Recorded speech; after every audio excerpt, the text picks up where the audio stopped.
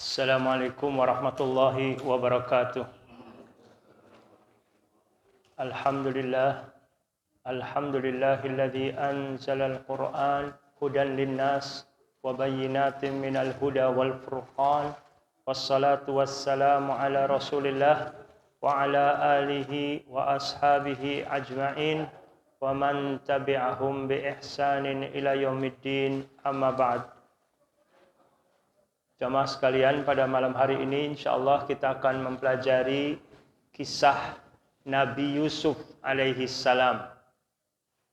Untuk kita petik pelajaran dan hikmah dari kisah Nabi Yusuf alaihi salam. Allah Subhanahu wa taala menurunkan Al-Qur'an, yang di dalam Al-Qur'an ini terdapat surat Yusuf, menceritakan kisah Nabi Yusuf secara terperinci dalam satu surat yang terdiri dari 110 ayat. Banyak kisah-kisah Nabi yang lain dikisahkannya terpencar dalam banyak surat gitu ya. Tapi untuk kisah Nabi Yusuf ini disatukan dalam satu surat tersendiri. Surat Yusuf ini Makkiyah, diturunkan sebelum hijrah. Di antaranya isi surat Yusuf ini menceritakan tentang penderitaan, ujian yang dialami oleh Nabi Yusuf alaihissalam. Bahkan beliau disakiti oleh saudara kandungnya ya, atau saudara seayah, kakak sendiri. Di sini sebagai hiburan kepada Nabi Muhammad sallallahu alaihi wasallam di Mekah, kepada para sahabat radhiyallahu anhum ajmain, dan juga untuk umat Nabi Muhammad sallallahu alaihi wasallam sampai hari kiamat. Untuk menghibur artinya bahwa sebelum kita juga para nabi diuji dengan ujian yang berat. Kemudian kisah Nabi Yusuf ini juga menceritakan ketika Nabi Yusuf alaihissalam masih kecil bermimpi melihat bulan atau melihat 11 bintang, matahari dan bulan. Beliau melihat semuanya itu sujud kepada Yusuf. Diceritakanlah kisah ini, mimpi ini kepada ayah Nabi Yusuf alaihissalam, yaitu Nabi Yakub alaihissalam. Nabi Yakub berpesan kepada Nabi Yusuf supaya tidak menceritakan kisah tersebut atau mimpi anak ini kepada saudara-saudaranya, yang dikhawatirkan nantinya saudaranya akan membuat tipu daya atau akan membinasakan, karena mungkin muncul nanti sifat hasad. Dan juga Nabi Yakub alaihissalam menyebutkan innasyaitana lil insani aduwwum mubin. Di ayat kelima itu, sesungguhnya syaitan adalah musuh yang nyata bagi manusia. Jadi pertama juga pelajaran bagi kita bagaimana seorang ayah atau orang tua yang sangat dekat dengan anaknya, sehingga apa yang diimpikan oleh anak juga diceritakan kepada orang tuanya, kepada ayah. Ini penting orang tua menjalin keterbukaan dengan anak, supaya anak itu terbuka kepada orang tua, tidak ada yang disembunyikan, tidak ada yang dirahasiakan. Kemudian juga Nabi Yakub alaihissalam ketika melarang jangan ceritakan mimpimu ini, disebutkan alasannya, karena khawatir nanti saudara-saudaranya, kakak Nabi Yusuf ini akan bisa membuat tipu daya. Yang kedua, karena setan adalah musuh yang nyata.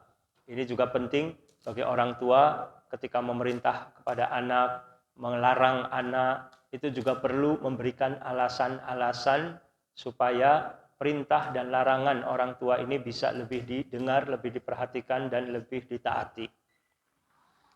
Kemudian di ayat ke-8 Allah Subhanahu wa taala berfirman menceritakan ucapan dari kakak-kakak Yusuf yang berjumlah 10 orang ya. Idh qalu la Yusufu wa akhuhu ahabbu ila abina minna wa nahnu usbah inna abana lafi dhalalim mubin. Ketika mereka berkata, sesungguhnya Yusuf dan saudaranya lebih dicintai ayah daripada kita. Padahal kita adalah satu golongan yang kuat. Sungguh ayah kita dalam kekeliruan yang nyata. Yusuf dan adiknya itu lain ibu. Sedangkan kakak Yusuf yang 10 itu memiliki ibu juga tersendiri gitu ya. Ke-10 anak ini merasa bahwasannya ayah mereka ini lebih sayang kepada Yusuf dan adiknya daripada sayang kepada kakak-kakak Yusuf gitu.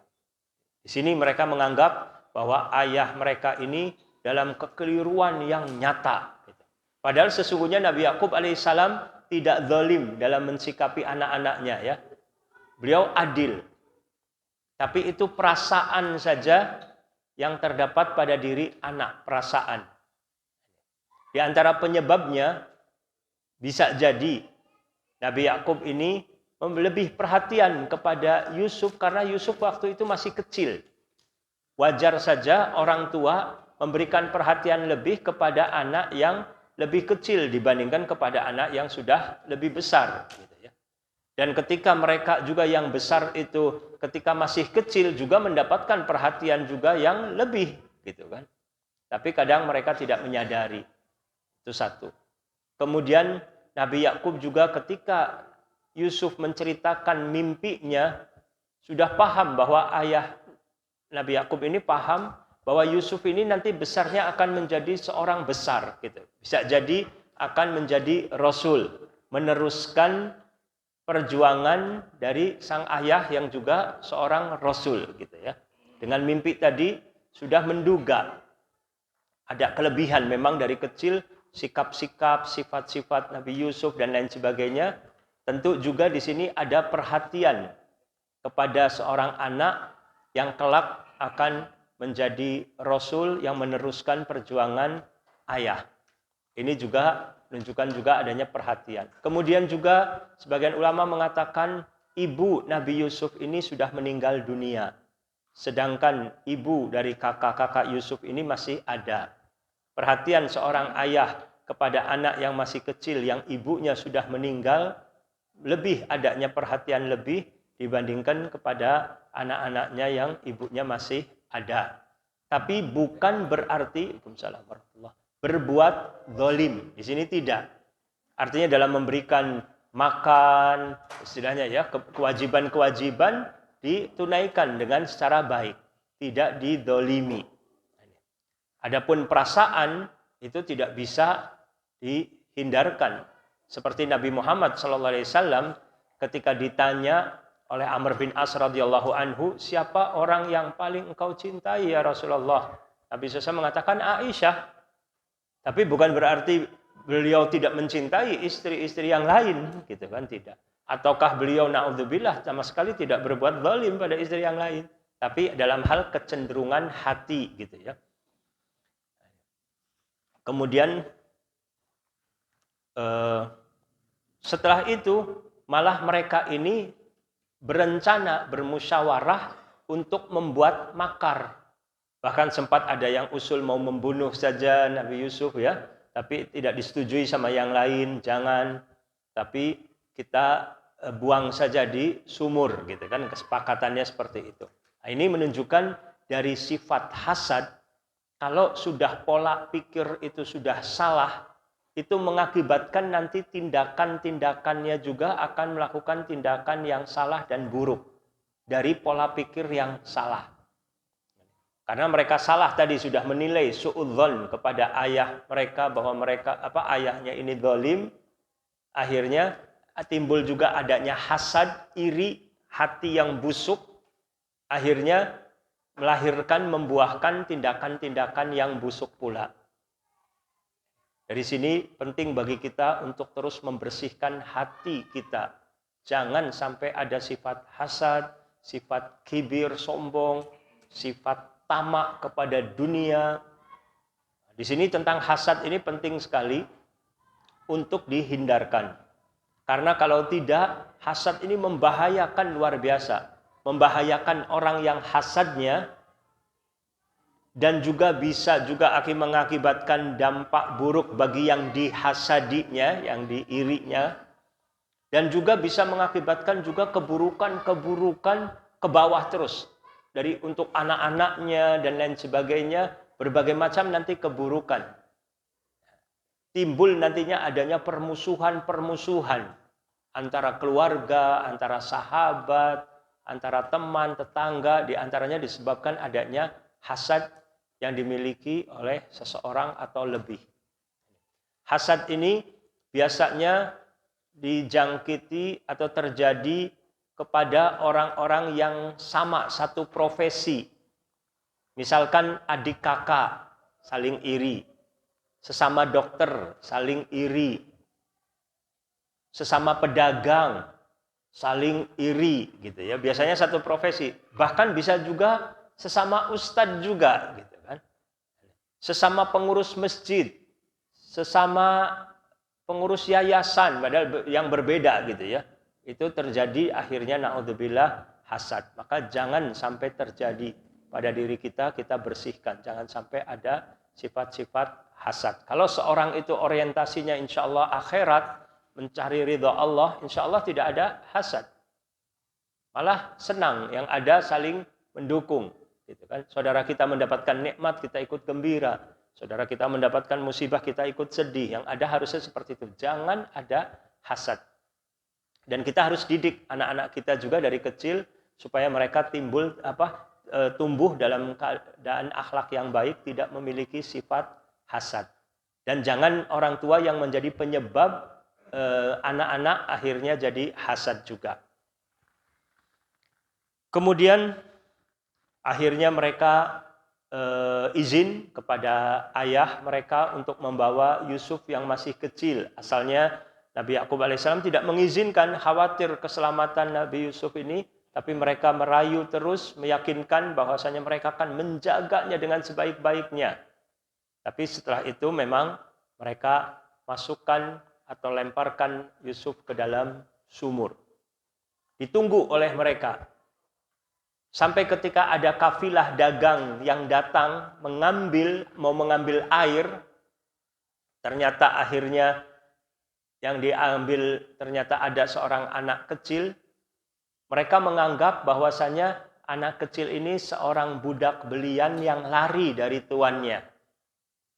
Setelah itu kakak-kakak Yusuf mendatangi kafilah tadi dan mengatakan bahwasanya anak ini adalah budak belian milik kami. Gitu. Tapi kalau kalian ingin membelinya, silahkan. Kami jual dengan harga yang murah saja, tidak usah mahal-mahal. Tapi tujuan dari kakak-kakak ini adalah supaya Yusuf ini berpisah dengan ayahnya, gitu kan. Akhirnya dibawa oleh kafilah, dibeli dengan harga yang murah. Ini di ayat berapa tuh yang ada kata-kata dibeli dengan harga yang murah? Sebentar.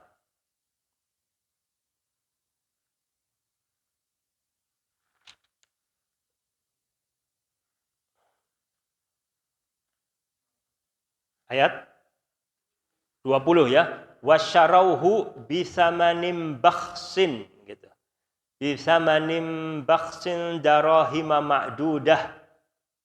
Mereka membeli dengan mereka menjual Yusuf dengan harga yang rendah, yaitu beberapa dirham saja, sebab mereka tidak tertarik kepadanya. Ya. Sebagian orang ingin membuat ragu tentang kebenaran Al-Quran. Dikatakan di zaman Nabi Yusuf itu belum ada uang dirham, uang perak katanya gitu. Padahal pengertian dirham ini tidak mesti harus mata uang. Pengertian dirham ini dalam definisi tidak mesti harus dengan mata uang, tetapi alat untuk pembayaran itu bisa juga disebut dengan dirham. Gitu. Jadi tidak mesti harus dengan mata uang. Ya. Kemudian mereka pun berdusta ya, pulang ke rumah di malam hari sambil menangis, mengatakan bahwa Yusuf dimakan serigala. Dan sebagai bukti pakaian Nabi Yusuf ini dilumuri dengan darah kambing, seolah-olah bukti ini darah dari tubuh Yusuf yang dicabik-cabik oleh serigala. Tetapi anehnya, baju yang dibawa ini sebagai bukti tadi tidak koyak, tidak robek gitu. Kalau diterkam serigala, dimakan serigala, mesti ada robekan gitu kan. Tapi ini utuh. Jadi si ayah juga sudah paham bahwa ini adalah dusta dari anak-anaknya. Ya. Ini di ayat 18, waja'u ala qamisihi bidamin kadzib gitu kan, mereka datang membawa pakaian Nabi Yusuf dengan darah dusta. Bal qala bal sawwalat lakum anfusukum amra fasabrun jamil wallahul musta'an ala ma tasifun. Dan mereka datang membawa baju gamisnya yang berlumuran darah palsu. Dia Yakub berkata, sebenarnya hanya dirimu sendirilah yang memandang baik urusan yang buruk itu, maka hanya bersabar itulah yang terbaik bagiku. Dan kepada Allah saja memohon pertolongannya terhadap apa yang kalian ceritakan. Ya. Jadi sudah tahu di sini ayah Nabi Yusuf bahwa kakak-kakak Yusuf ini dusta, sudah paham. Ya, tapi sudah mau berbuat apa lagi? Nah, tinggal di sini Nabi Yakub bersabar. Menurut para ahli ilmu, perpisahan Nabi Yakub dengan Nabi Yusuf ini lamanya 80 tahun lamanya sampai bertemu lagi. Kadang kita berpikir kita sekarang ini umur ini biasanya 60 tahun, 70 tahun meninggal gitu kan. Umat Nabi Muhammad SAW. Sehingga memperkirakan mungkin perpisahan Nabi Yusuf paling 30 tahun, 40 tahun gitu ya. Tetapi umat-umat sebelum Nabi Muhammad SAW itu umurnya lebih panjang. Apalagi Nabi Yusuf ini juga sebelum Nabi Musa. Gitu. Tapi tetap tidak ada kepastian dalam hal ini kan, hanya perkiraan. Karena tidak ada penjelasannya dari Al-Quran, dari hadis Nabi SAW yang sahih, tidak ada. Hanya perkiraan dari para ahli sejarah. Kemudian Nabi Yusuf dibawa ke Mesir, kemudian dijual juga di Mesirnya, dibeli oleh bendahara negara gitu ya. Seorang bendahara atau barangkali mungkin sekarang ini menteri keuangan misalnya yang belinya, kebetulan belum punya anak, akhirnya memelihara Nabi Yusuf ini sebagai anak. Pelihara sebagai anak, dididik dengan baik. Tapi ya, ketika sudah dewasa, mulai di sini ada ujian. Ada ujian. Istri dari bendaharawan negara tadi, di dalam Al-Quran disebutnya apa? Dengan namanya siapa dalam Al-Quran? Ya? Sebentar. Imra'atul Aziz. Disebutnya dalam Al-Quran itu istri Al-Aziz. Ya. Tidak disebutkan nama. Tidak ada dalam Al-Quran nama istri Al-Aziz itu dengan Zulaikha gitu, tidak ada. Zulaiha gitu tidak ada. Hadis-hadis Nabi SAW yang sahih juga tidak menyebutkan nama Zulaikha gitu, tidak ada. Tidak disebutkan nama. Yang ada berarti istilah nama Zulaikha ini dari Israiliyat.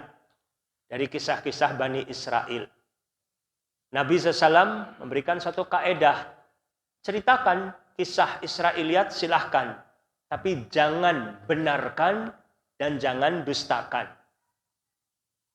Kalau yang memang artinya ada kemungkinan benar, kemungkinan salah gitu ya. Kecuali kisah-kisah Israiliyat yang jelas-jelas maudhu, bertentangan dengan Al-Quran dan Sunnah, tidak bisa diterima, gitu kan. Tapi kalau ada yang masih ada kemungkinan iya, kemungkinan tidak, ya mungkin saja. Tapi untuk dipastikan belum bisa. Ini penting ya. Kemudian nantinya ada juga orang yang menyebutkan nantinya di akhir kisah ini Nabi Yusuf nikah dengan Zulaikha. Ini juga tidak ada keterangan yang dari ayat Al-Quran ataupun dari hadis Nabi SAW, tidak ada. Sehingga Syekh Saleh Al-Fauzan pernah ditanya, apakah benar Nabi Yusuf AS menikah sama Zulaikha? Beliau jawab, aduh saya tidak paham, saya nggak hadir pernikahannya. Saya nggak hadir pernikahan Nabi Yusuf, gitu ya. Artinya Nabi Yusuf menikah, betul menikah. Karena punya keturunan setelah itu. Keturunan Nabi Yakub ini, anak Nabi Yakub jumlahnya berapa? 12. Sampai akhirnya keturunan dari 12 ini punya banyak keturunan terus ke bawah. Sampai di zaman Nabi Musa alaihi salam, itu kaumnya itu dari 12 keturunan dari anak-anak Nabi Yakub itu. Nasabnya. Maka ketika Nabi Musa memukulkan tongkat ke batu kan, keluar air. Air itu jumlahnya berapa mata air? 12. Nah, itu untuk masing-masing kaum dari suku dari anak-anak Nabi Yakub. Yakub alaihi salam itu juga diberi panggilan Israel. Israel. Makanya disebut Bani Israel, anak-anak dari Nabi Yakub alaihi salam. Jadi Nabi Yusuf menikah, betul Nabi Yusuf menikah. Tapi dengan siapanya, wallahu a'lam. Jadi salah kalau kita dengan memastikan dengan nama Zulaikha tadi, kalau kita mendoakan, biasanya pengantin baru ya, Allahumma alif bainahuma kama allafta Yusuf wa Zulaikha misalnya. Ya Allah, lembutkanlah hati keduanya sebagaimana Engkau telah melembutkan Yusuf dan Zulaikha. Berarti kita sudah memastikan di situ Nabi Yusuf beristrikan Zulaikha. Ini jangan. Tapi yang jelas dari Nabi Yusuf menikah, tapi kita tidak tahu. Nah, di sini ada godaan. Nabi Yusuf salam ketika masih muda, tinggal di rumah Al-Aziz. Kemudian ketika Al-Aziz ini ayah angkatnya sedang pergi keluar, istri dari Al-Aziz itu sendiri, istilahnya ibu angkat. Ibu angkat ini bukan mahram ya. Ibu angkat itu bukan mahram. Ini tidak boleh untuk kita salaman, tidak boleh. Kalau laki-laki ya, anaknya ya, anak angkatnya laki-laki. Kalau anak angkatnya perempuan, salaman tentu tidak masalah, bagus. Ya. Di sini digoda Nabi Yusuf alaihissalam, diajak untuk selingkuh, untuk berzina. Pintu sudah ditutup semuanya. Tapi Nabi Yusuf tidak menerima. Dengan jawaban apa? Di sini sebentar. Ada kata-kata ma'adzallah di ayat 23 ya. Warawadathu allati huwa fi baitiha an nafsihi wa ghallaqatil abwab wa qalat haytalak qala ma'adzallah innahu rabbi ahsana mathwaya innahu la yuflihudz zalimun. Dan perempuan yang dia Yusuf tinggal di rumahnya menggoda dirinya. Dan dia menutup pintu-pintu lalu berkata, marilah mendekat kepadaku. Yusuf berkata, aku berlindung kepada Allah. Sungguh Tuanku telah memperlakukan aku dengan baik. Ya, di sini innahu rabbi. Rabbi di sini bukan Allah artinya ya. Tapi innahu rabbi, sesungguhnya Tuanku artinya majikanku atau ayah angkatku tadi, Al-Aziz tadi. Karena secara bahasa arti Rob itu berarti tuan gitu ya. Tuan secara bahasa. Pemilik, pencipta, bisa berarti pencipta, pemelihara bisa ya. Tapi makanya kalau dikatakan misalnya Robbul Bait, maksudnya pemilik rumah gitu ya. Penanggung jawab bagi rumah misalnya. Robbul Usroh sama. Jadi penanggung jawab dari keluarga. Itu disebutnya Rob gitu. Maka di sini ayat ini yang lebih kuat bahwa innahu rabbi adalah maksudnya Tuanku. Maksudnya Al-Aziz itu sendiri yang telah memeliharaku. Dia telah memperlakukan aku dengan baik. Artinya Nabi Yusuf tidak mau berkhianat di sini. Tidak mau berkhianat. Di samping yang pertama, ma'adallah, aku berlindung kepada Allah. Jangan sampai berkhianat kepada Allah, gitu kan? Lakukan perbuatan dosa. Yang kedua, juga beliau dalam rangka juga berterima kasih kepada tuannya, tidak mau juga berkhianat. Meskipun tadi yang menyuruhnya juga orang yang telah berjasa juga kepada Nabi Yusuf kan, yang sudah memelihara. Di sini penting, kadang orang lemah ketika merasa berhutang budi. Aduh, gak enak, dia sudah banyak jasanya. Kalau saya nggak ikuti, aduh, saya menjadi orang yang tidak baik, dianggapnya seperti itu. Tapi mengajaknya kepada keburukan. Nah, ini tidak boleh. Harus punya prinsip. Kita harus lebih taat pada Allah daripada taat pada makhluk. Meskipun makhluk tadi sudah banyak jasanya kepada kita, tapi kalau ngajak kepada maksiat dosa tidak boleh diikuti. Di sini Nabi Yusuf mendapatkan perlindungan dari Allah Subhanahu wa taala, penjagaan. Padahal godaan perempuan ini cukup berat. Nabi SAW menyebutkan, "Ma taraktu ba'di fitnatan adarru 'ala rijal minan nisa." Tidak aku tinggalkan fitnah batu sandungan yang lebih berat sesudahku ini bagi laki-laki kecuali fitnahnya perempuan. Godaan perempuan gitu ya. Sangat berat yang menjadikan orang bisa menyimpang dari jalan yang lurus karena pengaruh fitnahan dari perempuan ini. Sampai akhirnya Nabi Yusuf dikejar, lari. Ketika sampai di pintu, Al-Aziz, bendahara negara ini, ayah angkat Nabi Yusuf, datang kepergok gitu kan. Justru di sini yang ada si perempuan itu yang menuduh bahwasanya Yusuf ini mengganggu saya, ingin memperkosa saya, gitu kan, naudzubillah. Di sini dijawab oleh Nabi Yusuf, dibantah, ya, bahwasanya tidak benar, bahwasanya justru dia yang mengganggu saya, dia yang menggoda saya, dijawab oleh Nabi Yusuf alaihissalam. Akhirnya adanya saksi dari keluarganya, keluarga perempuan, yang menyebutkan untuk melihat kalau pakaian Nabi Yusuf ini koyak dari depan, maka yang benar adalah istri Al-Aziz. Tapi kalau pakaian Nabi Yusuf koyaknya dari belakang, maka yang benar Nabi Yusuf. Kalau koyak dari belakang berarti beliau dikejar gitu.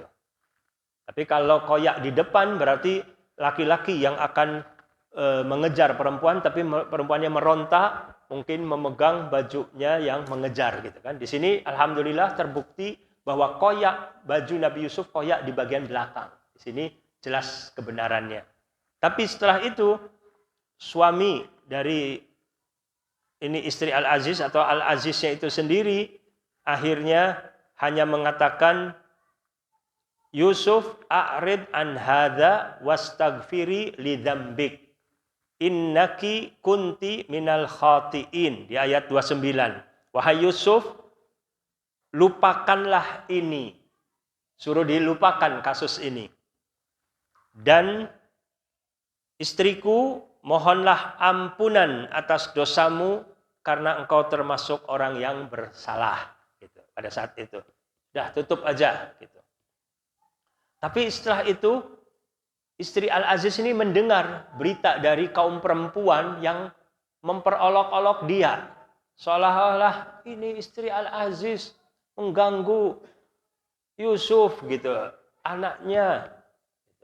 Sampai akhirnya diundang itu teman-temannya itu kan, diundang dalam satu pertemuan, dalam satu ruangan, dan dia perintahkan Yusuf berjalan lewat di hadapan mereka gitu. Yusuf tidak paham bahwa ini makar gitu kan. Ketika berjalan saja. Tapi perempuan-perempuan ini memandang Yusuf kagum luar biasa, mengatakan ini malaikat gitu. Karena tampannya luar biasa. Sebelumnya disediakan oleh istri Al-Aziz makanan dengan pisau kan. Yang akhirnya ketika mereka mengiris dengan pisau, teriris jari-jari mereka sendiri, terluka gitu. Karena saking kagumnya kepada Yusuf. Seolah-olah dari sini, oh ya wajar seolah-olah gitu ya. Naudzubillah nih perempuan ini. Bahkan akhirnya setelah itu pun istri Al-Aziz ini mencoba lagi mengganggu Yusuf lagi di hadapan teman-temannya yang lain juga. Bahkan mengajak juga mereka juga untuk mengganggu juga Nabi Yusuf. Di sini ujian lagi yang kedua. Maka Nabi Yusuf dalam hal ini sama sekali tetap tidak menerima. Sebentar. Bahkan diancam juga kalau tidak mau mengikuti akan dipenjara. Nabi Yusuf mengatakan di ayat 33, qala rabbis sijnu ahabbu ilayya mimma yad'unani ilaih. Ya Rabb, penjara lebih aku cintai daripada mengikuti ajakan mereka. Nabi Yusuf mantap gitu. Walaupun aku harus nanti masuk penjara. Dan akhirnya benar beliau malah dimasukkan ke dalam penjara. Gitu. Di sini tentu Al-Aziz juga ikut punya peranan di sini gitu kan istilahnya. Untuk memenjarakan Nabi Yusuf juga gitu. Artinya mungkin untuk dianggap mau melupakan kasus ini gitu ya. Tapi akhirnya yang ada adalah perbuatan kezaliman di sini. Tapi Nabi Yusuf luar biasa. Di penjara tidak depresi, tidak stres. Tetap di penjara beliau ridha dengan apa yang Allah takdirkan. Beliau sudah berusaha, sudah berdoa gitu ya, mendapatkan resiko penjara lebih aman daripada harus menyimpang dari jalan Allah gitu. Di dalam penjara Nabi Yusuf berdakwah kepada orang-orang yang di penjara, itu didakwahi luar biasa, mengajak mereka kepada tauhid, tidak menyekutukan Allah, didakwahi mereka. Dan di penjara ini ada dua orang yang bermimpi. Nanya kepada Nabi Yusuf, apa takwil mimpinya? Allah berikan kelebihan kepada Nabi Yusuf itu untuk menafsirkan mimpi, punya kemampuan menafsirkan mimpi. Nabi Yusuf menjelaskan bahwa yang satu ini nanti akan dibunuh. Sedangkan yang satu akan selamat, dikeluarkan dari penjara dan menjadi pelayan raja. Pelayan dari raja. Dan ternyata ketika yang satu yang selamat ini keluar dari penjara, Nabi Yusuf berpesan di surat Yusuf ayat berapa tuh? Bentar.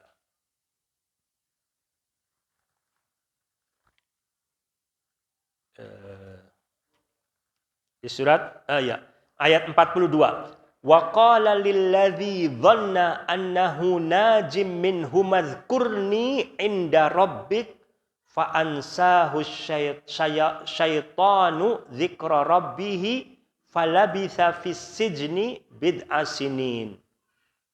Dan dia Yusuf berkata kepada orang yang dikatakannya akan selamat di antara mereka berdua, terangkanlah kepada keadaanku kepada tuanmu.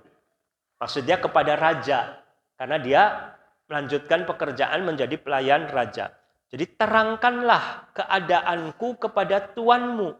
Maka setan menjadikan dia lupa untuk menerangkan keadaan Yusuf kepada tuannya.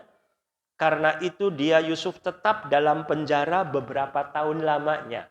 Para ahli tafsir menyebutkan Yusuf di dalam penjara alaihissalam 7 tahun lamanya. Tadi temannya itu lupa, ketika sudah keluar lupa memberitahukan kepada raja bahwa di dalam penjara ada seorang pemuda yang baik gitu kan. Tolong dicek lagi kasusnya gitu kan. Karena tadi raja adalah penguasa yang paling tinggi, sedangkan Al-Aziz itu hanya sebagai menteri saja gitu kan. Jadi bisa jadi raja tidak tahu keadaan sesungguhnya tentang kasus tentang Nabi Yusuf ini alaihissalam. Yang kalau tahu bisa jadi oleh raja akan dibebaskan, mungkin dipulangkan ke Palestina untuk kumpul lagi sama ayahnya bisa jadi. Gitu kan? Tapi hikmah Allah, sesuatu yang kelihatannya buruk, banyak kebaikannya. 7 tahun lamanya Nabi Yusuf juga berdakwah, mendekatkan diri kepada Allah. Dan akhirnya setelah 7 tahun ada satu kejadian. Raja bermimpi. Sedangkan raja ketika bertanya, apa takwil mimpi? Silahkan para ahli di Mesir ini yang paling ahli menjelaskan kepada saya arti mimpi saya. Para ahli tafsir mimpi semuanya mengatakan, ini sih bunga tidur raja, nggak ada artinya apa-apa mimpi raja. Gitu. Jadi nggak ada satupun yang menjelaskan arti mimpi ini. Baru akhirnya pelayan raja yang pernah dipenjara bersama Yusuf ingat, wah dalam penjara ada ahli takwil mimpi ini katanya. Sampaikan kepada raja. Raja mengatakan panggil. Ketika pelayan ini datang menemui Yusuf di penjara memanggil, Nabi Yusuf pesan dulu. Tolong selesaikan kasus saya dulu sebelum dikeluarkan. Oh tidak, maaf. Ditanya dulu takwil mimpinya. Dijelaskan oleh Yusuf takwil mimpinya. Bahwasanya nanti 7 tahun akan masak baik, panen gitu ya. Kemudian hendaklah makan secukupnya saja. Tetapi banyak yang harus disimpan di gudang gitu ya. Sampai nanti datang lagi 7 tahun masa paceklik yang berat gitu. Tapi kalau kita sudah punya persediaan, insya Allah kita bisa melampaui masa paceklik yang berat tadi. Malah mungkin bisa juga memberi kepada orang-orang di luar negeri yang kekurangan, kelaparan. Dan yang nanti setelah itu juga masa panen lagi dan masa baik lagi. Gitu kan. Nah, ini raja ketika mendengar takwil yang seperti ini luar biasa, kagum sekali. Maka diminta Nabi Yusuf ini suruh menemui aku, kata raja. Ketika pelayannya datang lagi, Yusuf tidak mau keluar dari penjara dulu. Tolong selesaikan masalah saya ini dulu. Gitu. Maksudnya jangan sampai dikatakan Yusuf berbuat salah masuk penjara, tapi dikeluarkannya semata-mata karena menakwilkan mimpi. Baru setelah kasusnya dicek lagi, terbuktilah bahwasanya ini adalah makar dari kaum perempuan, di antaranya istri Al-Aziz dan teman-temannya yang ingin menggoda Nabi Yusuf alaihi salam. Terbukti Nabi Yusuf tidak bersalah. Baru Nabi Yusuf pun ditawarkan untuk bergabung dan menjabat dengan jabatan apa yang mau Nabi Yusuf suka. Nabi Yusuf memilih untuk menjadi bendahara negara. Tidak diceritakan apakah Al-Aziznya kemudian meninggal dunia atau bagaimana ya, apa dipecat atau apa, wallahu alam, tapi yang jelas Nabi Yusuf alaihissalam menjadi bendahara negara yang mengatur urusan perekonomian. Nabi Yusuf yang meminta kepada raja untuk dijadikan bendahara negara.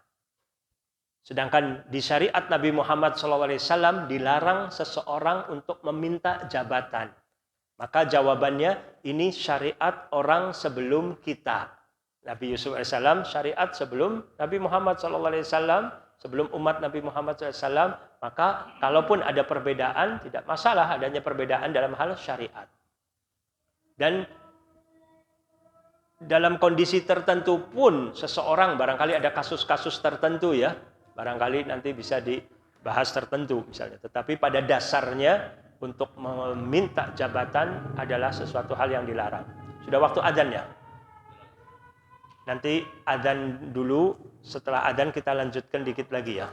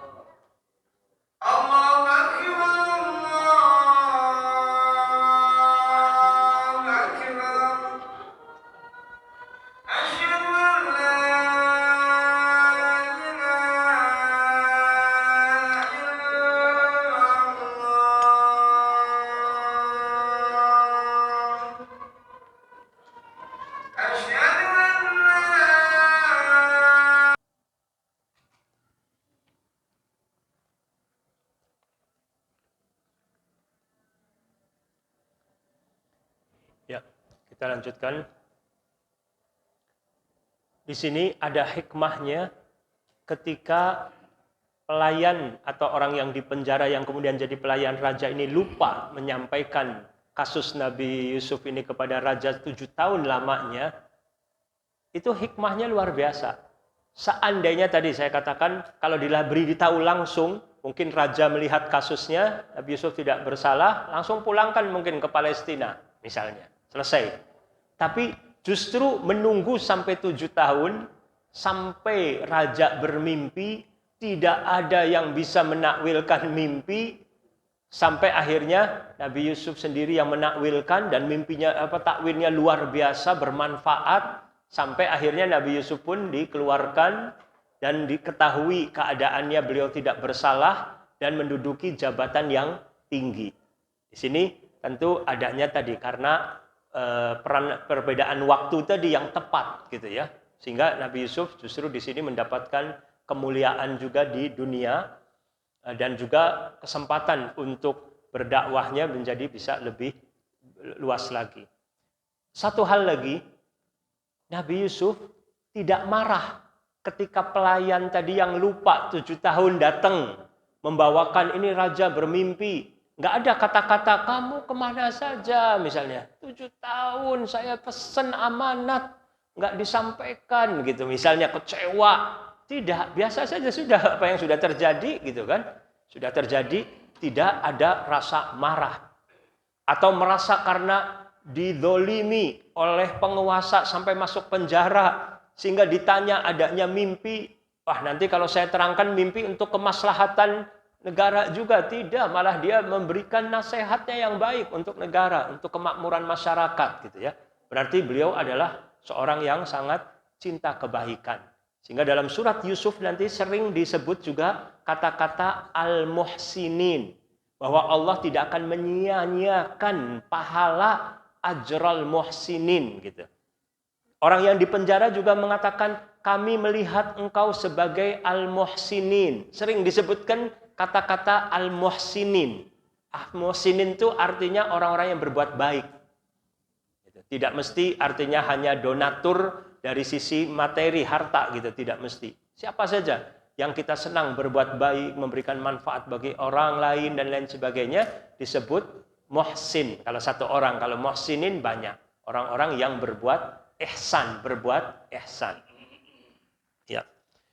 Kemudian setelah itu ada masa paceklik, orang-orang di luar Mesir banyak kekurangan makanan, tidak ada gandum. Maka saudara-saudara Yusuf, 10 orang alaihissalam Nabi Yusuf datang dari Palestina ya, ke Mesir. Mereka bawa barang, bukan untuk minta-minta, tidak, tapi bawa barang. Tapi barang ini ditukar karena mereka sangat butuh gandum. Akhirnya perkenalan dengan Yusuf. Mereka tidak kenal kalau itu Yusuf, tapi Nabi Yusuf alaihissalam kenal bahwa ini kakak mereka. Tapi tidak memberitahu dulu. Ketika ditanya, saudara kamu berapa? Diceritakan kami punya adik satu lagi di sana di Palestina, tapi ada satu lagi adik saya hilang katanya. Hilang entah kemana gitu kan. Diberi akhirnya gandum, bahkan barang-barang yang mereka bawa pun dikembalikan lagi tanpa sepengetahuan mereka. Yang nanti setelah sampai di Palestina baru mereka mengetahui bahwa barangnya pun sudah dikembalikan lagi. Tapi Yusuf pesan, tolong nanti kalau kamu ke sini lagi nanti adik kamu itu yang paling kecil dibawa ke sini. Kalau nggak bawa, kami nggak akan kasih lagi gandum. Waduh, ya nanti kami musyawarah dulu, minta izin sama ayah kami. Ketika pulang, izin sama ayahnya Nabi Yakub keberatan. Dahulu saja mereka bawa Yusuf hilang gitu kan. Takut lagi ini bagaimana? Sampai akhirnya mereka merayu. Nabi Yakub bikin perjanjian, harus atas nama Allah bersumpah akan menjaga benar-benar anak yang paling kecil ini. Mereka berjanji. Nabi Yakub ketika mereka akan berangkat lagi ke Mesir berpesan. Di sini pesannya supaya masuk ke negeri Mesir ini dari pintu-pintu yang berbagai macam. Di ayat berapa? Ya, ayat 67. Wa qala ya baniya la tadkhulu min babin wahidin wadkhulu min abwabin mutafarriqah. Wahai anak-anakku, sebentar. Ya, wahai anak-anakku, janganlah kalian masuk dari satu pintu gerbang, tapi masuklah dari pintu-pintu gerbang yang berbeda. Jadi pintu masuk negeri Mesir itu tidak hanya satu, tapi banyak pintu masuknya. Ya, seperti perbatasan untuk masuk ke negeri ini banyak. Nabi Yakub berpesan jangan masuk dari satu pintu, tapi mereka harus berpencar masuk dari pintu yang berbeda-beda. Hikmahnya apa? Para ulama menjelaskan bahwa orang Palestina ini terkenal tegap, postur tubuhnya tinggi, ganteng, tampan, berbeda dengan umumnya warga Mesir. Sehingga kalau mereka masuk pintu dari satu pintu rombongan akan menarik perhatian orang lain yang bisa mengakibatkan nanti terkena ain, hasad. Kalau ada orang yang hasad dari ain, bisa juga mengakibatkan dampak yang buruk bagi mereka. Itu satu. Yang kedua, kemungkinannya juga kalau rombongan orang-orang yang jahat dari perampok, penjahat, itu mengetahui, ini orang asing nih, gitu kan, akan diganggu. Tapi kalau masuknya dari pintu yang berbeda-beda, satu orang, dua orang, tidak terlalu kentara, tidak terlalu orang menjadi pusat perhatian, sehingga tidak masalah. Gitu. Itu sebagai upaya ikhtiar dari manusia. Tapi setelah itu, Nabi Yakub juga menjelaskan, wa ma ughni ankum minallahi min syai'. Yang artinya, sebentar. Namun demikian, aku tidak dapat mempertahankan kalian sedikit pun dari takdir Allah. Ya. Inil hukmu illa lillah. Keputusan itu hanya bagi Allah. Kalau memang takdirnya setelah kita berusaha ikhtiar supaya kalian selamat, kemudian Allah takdirkan juga kalian tidak selamat, itu takdir dari Allah SWT. Makanya Nabi Yakub berpesan juga setelah itu, alaihi tawakkaltu wa alaihi falyatawakkalil mutawakkilun. Hanya kepada Allah aku bertawakal. Dan hendaknya juga orang-orang yang bertawakal harus berserah diri hanya kepada Allah. Jadi mengajarkan anak-anaknya juga untuk bertawakal. Di sini tawakal yang benar. Ikhtiar dulu baru tawakal. Kalau perumpamaan orang misalnya parkir mobil dikunci gitu kan, tawakal. Tapi kalau tidak dikunci berbahaya misalnya. Atau unta juga sama. Orang naik unta berhenti diikat. Kalau tidak diikat, unta bisa pergi kabur gitu. Itu pengertian sederhananya tawakal itu ikhtiar terlebih dahulu. Baru setelah itu tawakal. Walaupun di zaman sekarang ini tidak mudah untuk menjadi orang yang bertawakal. Orang sering berandai-andainya dengan logika-logika. Seandainya bisnis tidak pinjam dari bank, bagaimana akan sukses? Seolah-olah kayak gitu misalnya.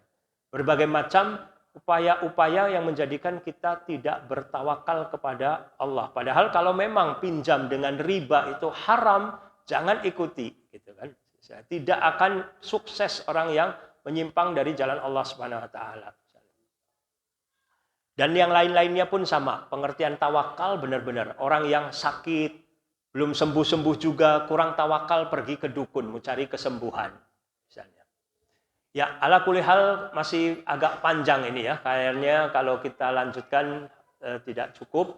Tapi insya Allah barangkali ada kesempatan yang lain nanti kita akan lanjutkan kisah ini untuk kita ambil faedahnya. Sebelum saya tutup, barangkali ada yang ingin ditanyakan 1-2 pertanyaan berkenaan dengan materi yang tadi disampaikan ya. Silakan. Berkenaan dengan materi yang tadi sudah disampaikan, bukan hal-hal yang lain. Kalau tidak, kesimpulan artinya yang pertama dari kajian kita ini untuk membersihkan hati. Jangan sampai ada sifat hasad pada diri kita. ya, di antaranya. Kemudian harus rukun, adik kakak saling menyayangi, saling menguatkan, saling menolong, saling mendoakan gitu ya. Kemudian juga pelajaran yang lain, kebersihan hati juga, tidak mudah berprasangka buruk. Kemudian juga istiqomah di jalan yang kebenaran, meskipun tadi sudah berhutang budi, tapi orang yang telah menanam budi tadi mengajak kepada keburukan, dosa, tidak diikuti. Gitu ya. Tidak tolong menolong dalam hal keburukan dan kemaksiatan, tidak diikuti. Kemudian juga godaan wanita juga termasuk godaan yang berat. Hendaklah kita juga menjaga diri kita sambil banyak berdoa. Di antara doa yang diajarkan, Allahumma inni as'alukal huda wat tuqa wal afaf wal ghina. Ya Allah, aku mohon kepada Engkau hidayah, ketakwaan, kesucian diri, dan kecukupan. Kemudian kita juga berdoa untuk kebersihan jiwa kita ini, di mana Nabi Yusuf juga sudah menyebutkan bahwasanya wa ma ubarri'u nafsi innan nafsa la'ammaratum bisu. Sesungguhnya jiwa itu mengajaknya kepada keburukan. Makanya Nabi SAW ketika dalam muqaddimah pengantar pidato khutbah itu kan, wa na'udzubillahi min syururi anfusina. Kami berlindung kepada Allah dari keburukan-keburukan jiwa-jiwa kami gitu ya. Makanya di antara doa yang diajarkan, Allahumma ati nafsi taqwaha wa zakkiha anta khairu man zakkaha anta waliyuha wa maulaha. Ya Allah, berilah kepada jiwaku ketakwaannya. Sucikanlah ya Allah jiwaku ini, karena Engkau sebaik-baik yang mensucikan jiwa. Engkau adalah pemilik dan pelindung bagi jiwa. Semoga Allah SWT melindungi kita semua, membersihkan hati kita, melindungi kita semua dari sifat-sifat yang buruk, dan melindungi kita dari segala ketergelinciran. Wassallallahu ala nabiyina Muhammad wa ala alihi wa sahbihi wasallam wa akhiru da'wana anil hamdulillahi rabbil alamin. Wassalamualaikum warahmatullahi wabarakatuh.